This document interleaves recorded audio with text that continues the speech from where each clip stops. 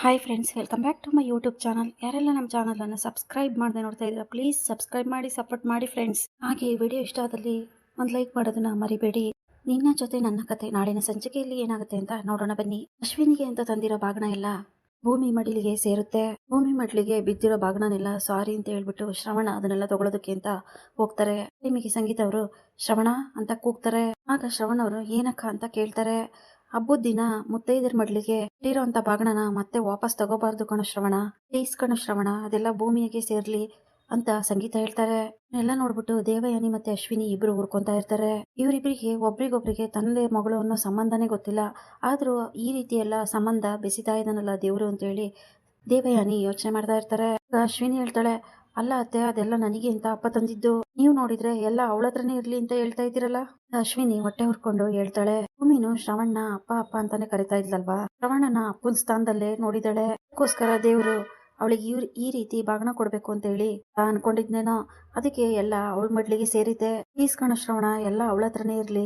ಮತ್ತೆ ಸಂಗೀತ ಅವರು ಹೇಳ್ತಾರೆ, ಅಕ್ಕ ಹೇಳ್ತಾ ಇರೋದು ನನ್ಗೂ ಎಲ್ಲೋ ಒಂದ್ ಕಡೆ ಸರಿ ಅಂತ ಅನಿಸ್ತಾ ಇದೆ. ಯಾಕಂದ ಎಲ್ಲ ಅವಳಿಗೆ ಸೇರ್ಬೇಕು ಅಂತ ದೇವ್ರ ಇಚ್ಛೆ ಇತ್ತೋ ಏನೋ, ಅದಕ್ಕೋಸ್ಕರ ಎಲ್ಲ ಅವಳಿಗೆ ಸೇರಿದೆ. ಅವಳ ಹತ್ರನೇ ಇದ್ರೆ ಇರುತ್ತೆ ಬಿಡುಕಂದ, ನನ್ ಕಡೆಯಿಂದ ಅವಳಿಗೆ ಗೌರಿ ಹಬ್ಬದ ಉಡುಗೊರೆ ಆಗಿ ಕೊಡ್ತಾ ಇದ್ದೀನಿ. ಯಾಕಂದ್ರೆ ಅವತ್ತು ನಿಮ್ಮಮ್ಮ ಶಾರದಾ ಆದಷ್ಟು ಬೇಗ ಬರ್ಲಿ ಅಂತೇಳಿ ದೇವ್ರ ಹತ್ರ ಹೋಗಿ ಬೇಡ್ಕೊಂಡು ಹರಕೆ ಕಟ್ಟಿದ್ಲಲ್ಲ, ಅದಕ್ಕೋಸ್ಕರ ಇವಳಿಗೆ ಕೊಡ್ತಾ ಉಡುಗೊರೆ ಅಂತ ಅಂದ್ಕೊಳ್ಳೋಣ ಬಿಡುಕಂದ. ನಿನಗೆ ನಾನು ಯಾವಾಗ್ಲೂ ಉಡುಗೊರೆನ ಕೊಡಿಸ್ತಾನೆ ಇರ್ತೀನಿ. ಅಪ್ಪ ಸ್ಥಾನದಲ್ಲಿ ನಾನಿದ್ದು ನಿನಗೆ ನಾನೇ ಕೊಡಿಸ್ಬೇಕಲ್ವಾ, ನನ್ ಬಿಟ್ರೆ ನಿನಗೆ ಇನ್ಯಾರು ಕೊಡಿಸ್ತಾರೆ ಕಂದ, ನಾನ್ ಬೇರೆ ಏನಾದ್ರೂ ಕೊಡಿಸ್ತೀನಿ, ಎಲ್ಲ ಅವಳ ಹತ್ರನೇ ಇರ್ಲಿ ಬಿಡುಕಂದ ಅಂತ ಶ್ರವಣ್ ಹೇಳ್ತಾರೆ. ಇದನ್ನೆಲ್ಲ ನೋಡಿ ಅಜಿತ್ ಮತ್ತೆ ಸಂಗೀತಂಗೆ ತುಂಬಾನೇ ಖುಷಿ ಆಗುತ್ತೆ. ಅದೇ ಟೈಮಿಗೆ ಅಜಿತ್ ಟ್ರಾನ್ಸ್ಫರ್ ಲೆಟರ್ ಕ್ಯಾನ್ಸಲ್ ಆಗಿರುತ್ತೆ. ಅಜಿತ್ ನನ್ನ ಟ್ರಾನ್ಸ್ಫರ್ ಆಗಿ ಡೆಲ್ಲಿಗೆ ಹೋಗ್ಬೇಕಿತ್ತಲ್ಲ, ಅದು ಕ್ಯಾನ್ಸಲ್ ಆಗಿದೆ ಅಂತ ಹೇಳಿದ ತಕ್ಷಣ ಸಂಗೀತ ತುಂಬಾನೇ ಖುಷಿ ಪಡ್ತಾರೆ.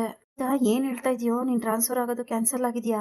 ಆ ವಿಘ್ನೇಶ್ವರ ನಿನ್ನ ಹತ್ರ ತುಂಬಾ ಬೇಡ್ಕೊಂಡಿದ್ದೆ ಅಪ್ಪ, ಹೆಂಗೋ ನನ್ನ ಮನಸ್ಸಿನಲ್ಲಿರೋ ಪ್ರಾರ್ಥನಾ ನೀನ್ ನೆರವೇರಿಸ್ಬಿಟ್ಟೆ.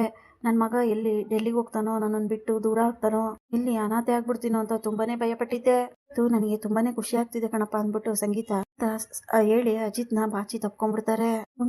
ಭೂಮಿ ಇನ್ಮೇಲೆ ನೀನು ನನ್ನ ಜೊತೆನೇ ಇರ್ತೀಯ ಭೂಮಿ, ನೀನೆಲ್ಲಿ ನನ್ನ ಬಿಟ್ಬಿಟ್ಟು ಡೆಲ್ಲಿಗೆ ಹೋಗ್ತೀಯೋ ಅಂತ ಅನ್ಕೊಂಡಿದ್ದೆ. ಮುಂದೆ ನನ್ನ ಮಗ ಸೊಸೆ ನನ್ನ ಜೊತೆನೇ ಇರ್ತಾರೆ ಅಂತ ಅಂದ್ಬಿಟ್ಟು ಸಂಗೀತ ಭೂಮಿ ಮತ್ತೆ ಅಜಿತ್ ಇಬ್ಬರನ್ನು ಬಾಚಿ ತಪ್ಕೊಂಡು ತುಂಬಾನೇ ಖುಷಿ ಪಡ್ತಾ ಇರ್ತಾರೆ. ಇದನ್ನೆಲ್ಲ ನೋಡಿ ಮನೆಯವ್ರಿಗೂ ತುಂಬಾ ಖುಷಿ ಆಗುತ್ತೆ. ನಮ್ಮ ಮಗ ನನ್ನ ಜೊತೆನೇ ಇರ್ತಾನೆ ಕಣಮ್ಮ. ಅಜಿತನ್ ಟ್ರಾನ್ಸ್ಫರ್ ಕ್ಯಾನ್ಸಲ್ ಆಯ್ತು. ಅಜಿತ, ನಿಮ್ ಟ್ರಾನ್ಸ್ಫರ್ ಕ್ಯಾನ್ಸಲ್ ಆಯ್ತು ಅಂದ್ರೆ ನಿಮ್ಮಿಬ್ಬರನ್ನು ದೇವಸ್ಥಾನಕ್ಕೆ ಕರ್ಕೊಂಡ್ಬಂದು ಪೂಜೆ ಮಾಡಿಸ್ತೀನಿ ಅಂತ ಹೇಳ್ಕೊಂಡಿದ್ದೆ.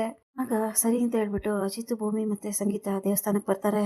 ಸಂಗೀತ ಅವರು ದೇವರಲ್ಲಿ ಭಕ್ತಿಯಿಂದ ಬೇಡ್ಕೊಂತಾ ಇರ್ತಾರೆ, ಅಪ್ಪ ತಂದೆ ಯಾವಾಗ್ಲೂ ನನ್ನ ಮಗ ಸೊಸೆ ಈ ತರನೇ ಯಾವಾಗ್ಲೂ ಖುಷಿಯಾಗಿರ್ಲಿ, ಒಂದ್ ಮುದ್ದಾದ ಮಗು ಹುಟ್ಲಿ ಅಂತ ಹೇಳಿ ಸಂಗೀತ ಅವ್ರು ಬೇಡ್ಕೊಂತಾ ಇದ್ರೆ ಮೀನು ಸಹ ಬೇಡ್ಕೊಂತಾ ಇರ್ತಾಳೆ, ಅಪ್ಪ ದೇವ್ರೆ, ನಮ್ಮ ಅತ್ತೆಗೆ ನಾನು ನಿಜವಾದ ಸೊಸೆ ಅಲ್ಲ, ಅವ್ರಿಗೆ ಒಳ್ಳೆ ಸೊಸೆನ ನೀನೇ ಕೊಡಿಸ್ಬೇಕು.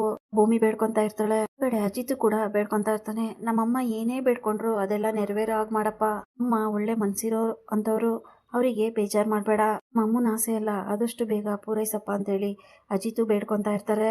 ಜೊತೆಗೆ ಅಲ್ಲಿ ಪುರೋಹಿತರು ಬಂದು, ಅಜಿತ್, ಈ ಅರ್ಶನ ಕುಂಕುಮನ ನೀನ್ ಹೆಂಡತಿಗೆ ಇಡಪ್ಪ ಅಂತ ಹೇಳಿ ಕೊಡ್ತಾರೆ. ಅಜಿತ್ ಭೂಮಿ ಮುಖನೇ ನೋಡ್ತಾ ಇರ್ತಾನೆ, ಭೂಮಿ ಅಜಿತ್ ಮುಖನೇ ನೋಡ್ತಾ ಇರ್ತಾಳೆ. ಇದು ಹೊಸದಾಗಿ ಮದ್ವೆ ಆಗಿರೋ ತರ ನೋಡ್ತಾ ಇದ್ದೀರಲ್ಲ, ಹಣೆಗಿಡೋ ಕುಂಕುಮನ ಅಂತ ಸಂಗೀತ ಅವ್ರು ಹೇಳ್ತಾರೆ. ಸರಿ ಅಂತ ಹೇಳಿ ಅಜಿತ್ ಭೂಮಿಗೆ ಅರ್ಶನ ಕುಂಕುಮನ ಇಡ್ತಾನೆ. ಸಂಗೀತ ಪುರೋಹಿತರೆ ಒಂದ್ ನಿಮಿಷ ಅಂತ ಹೇಳಿ ಅಜಿತ್ ಮತ್ತೆ ಭೂಮಿನ ಪುರೋಹಿತರ ಕಾಲಿಗೆ ಬೀಳಿಸ್ತಾರೆ. 100 ವರ್ಷ ಹೀಗೆ ಆದರ್ಶ ದಂಪತಿಗಳಾಗಿ ಬಾಳಿ ಅಂತ ಹೇಳಿ ಪುರೋಹಿತರು ಆಶೀರ್ವಾದ ಮಾಡ್ತಾರೆ. ಕೇಳಿಸ್ಕೊಂಡು ಅಜಿತ್ ಭೂಮಿ ಮುಖ ನೋಡ್ತಾನೆ, ಭೂಮಿ ಅಜಿತ್ ಮುಖ ನೋಡ್ತಾಳೆ. ಆಗ ಸಂಗೀತ ಅವರು, ಭೂಮಿ, ಅವತ್ತು ನಿನ್ ಕುತ್ತಿಗೆಗೆ ಸೀತಾರಾಮ ಕಲ್ಯಾಣದ ದಿನ ನೀನು ತಾಳಿ ಕಟ್ಟಿದ್ನಲ್ಲ, ಈಗ ಹೇಗೋ ಬಂಗಾರ ತಾಳಿ ಹಾಕೊಂಡಿದ್ಯಲ್ಲ, ಆ ಅರ್ಶನದ ಕೊಂಬನ ದೇವರಿಗೆ ಸಮರ್ಪಣೆ ಮಾಡು, ದೇವ್ರ ಉಂಡಿಗೆ ಹಾಕು ಅಂತ ಸಂಗೀತ ಹೇಳ್ತಾರೆ. ಅಂತ ಹೇಳ್ಬಿಟ್ಟು ಭೂಮಿ ಆ ಅರ್ಶನದ ಕೊಂಬಿದ ತಾಳಿನ ದೇವ್ರ ಉಂಡಿಗೆ ಹಾಕ್ತಾಳೆ. ಹೀಗೆ ಕೈ ಮುಗಿದು ಅಲ್ಲಿಂದ ದೇವಸ್ಥಾನದಿಂದ ಹೊರಗಡೆ ಬರ್ತಾರೆ. ಹೊರಗಡೆ ಬಂದು ಮೆಟ್ಲ ಮೇಲೆ ಭೂಮಿ ಮತ್ತೆ ಸಂಗೀತ ಕೂತ್ಕೊಂತಾರೆ. ನೀವಿಬ್ರು ಹೀಗೇನೆ ಯಾವಾಗ್ಲೂ ಖುಷಿಯಾಗಿರ್ಬೇಕು ಅಂತಾನೆ ನಾನು ಆಸೆ ಪಡ್ತೀನಿ. ಇಬ್ರೇ ಅಷ್ಟೇ ಅಲ್ಲ, ನಿಮ್ ಜೊತೆ ಒಬ್ಬ ಪುಟ್ಟ ಅಜಿತ ಇಲ್ಲ ಒಬ್ಳು ಪುಟ್ಟ ಭೂಮಿ ಆದ್ರೂ ಒಬ್ರು ಇರ್ಲೇಬೇಕು.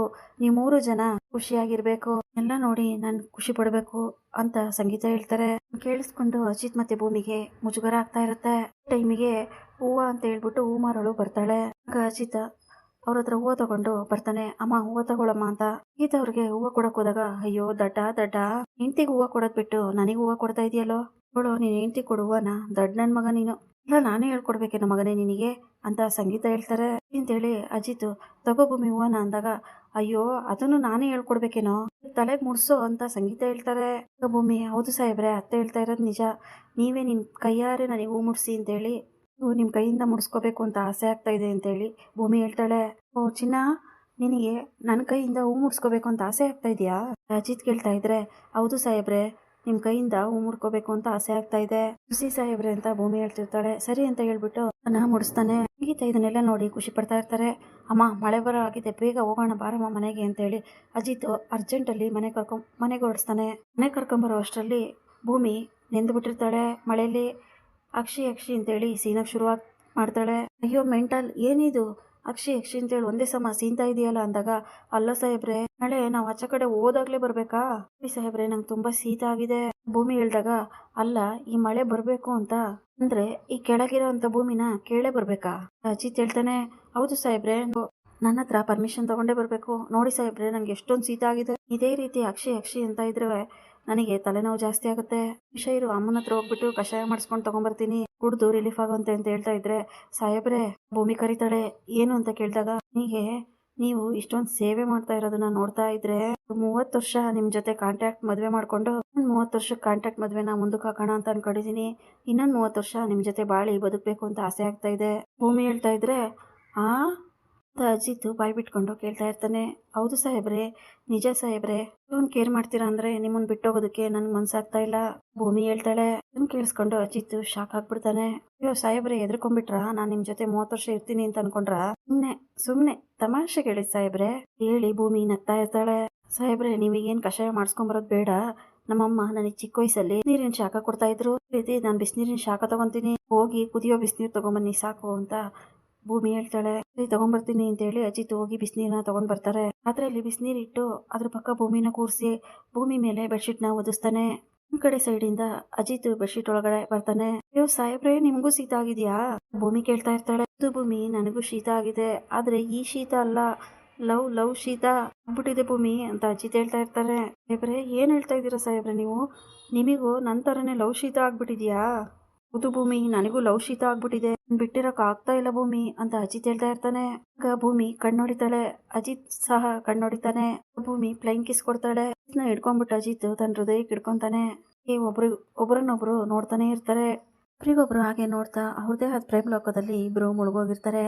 ಇಲ್ಲಿಗೆ ಈ ಸಂಚಿಕೆ ಮುಕ್ತಾಯವಾಗುತ್ತದೆ. Thanks for watching.